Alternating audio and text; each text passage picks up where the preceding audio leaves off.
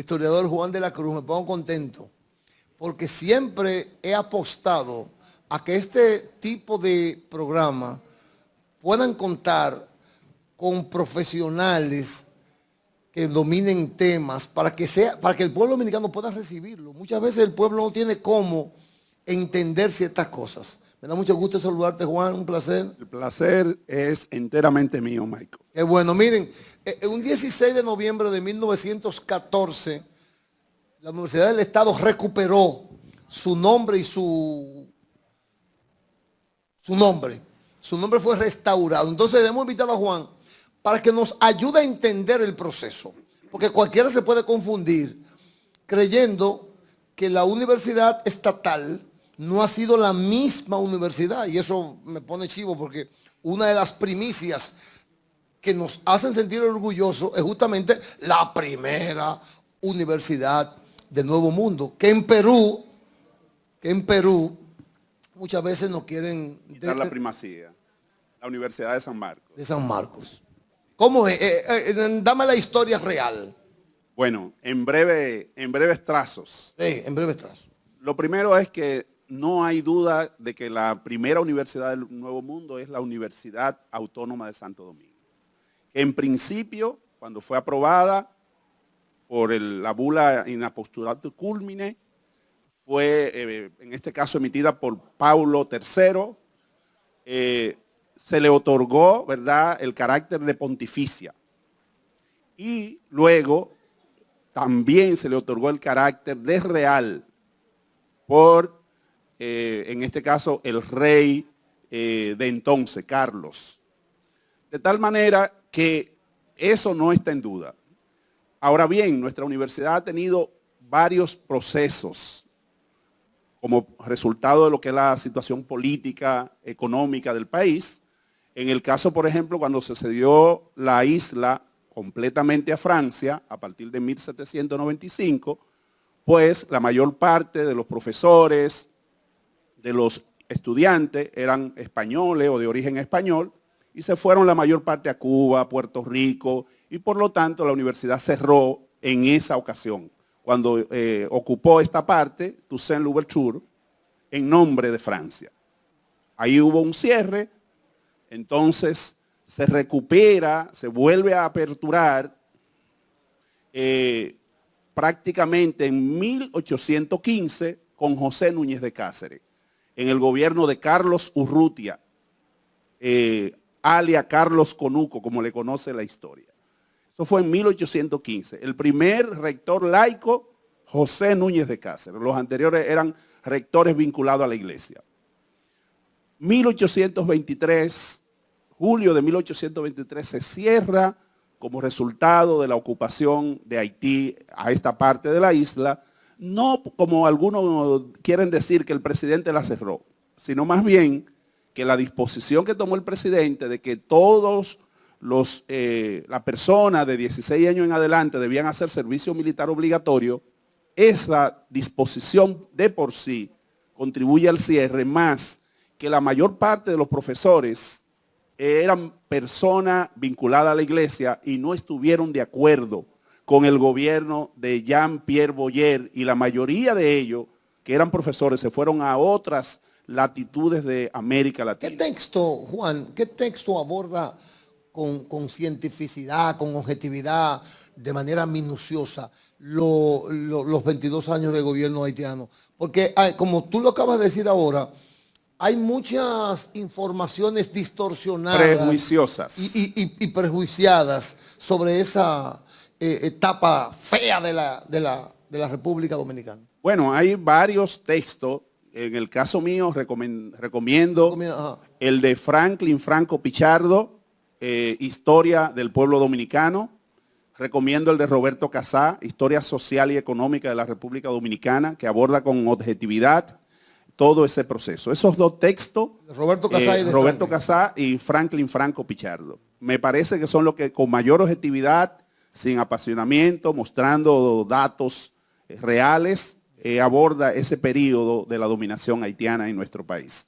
Entonces a partir de ahí, pues, se cierra la universidad en julio 23 de julio de 1823.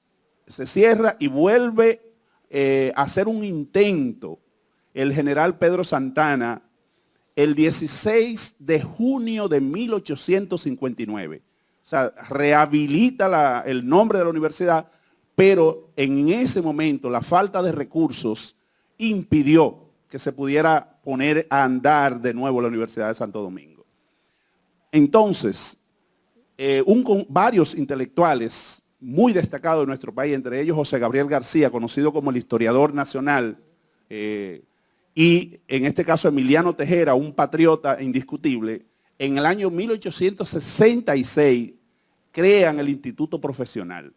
Ese instituto profesional funcionaría desde 1866 a 1891, cuando cierra sus puertas transitoriamente, y en el 1895 vuelve a aperturar sus puertas, encabezándolo el arzobispo Fernando Arturo de Meriño como rector del Instituto Profesional.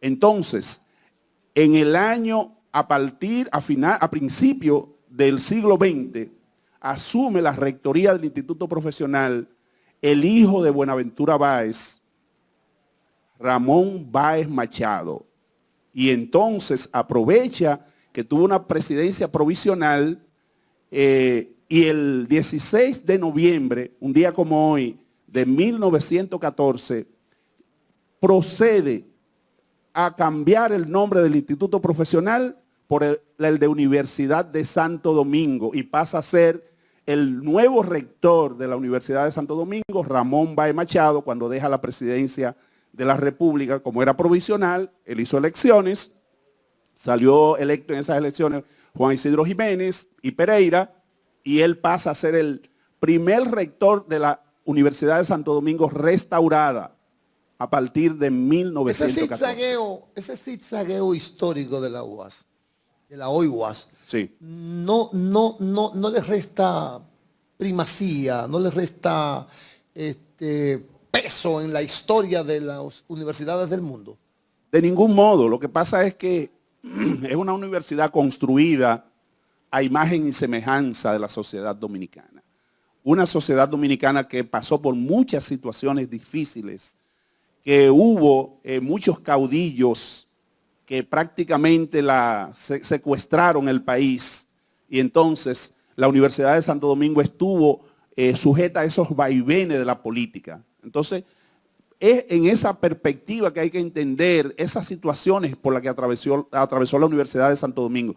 Por intervenciones extranjeras, por ejemplo, esa ocupación militar de los Estados Unidos en el 16 tuvo sus incidencias también en que no fuera todo lo que debió ser la Universidad de Santo Domingo.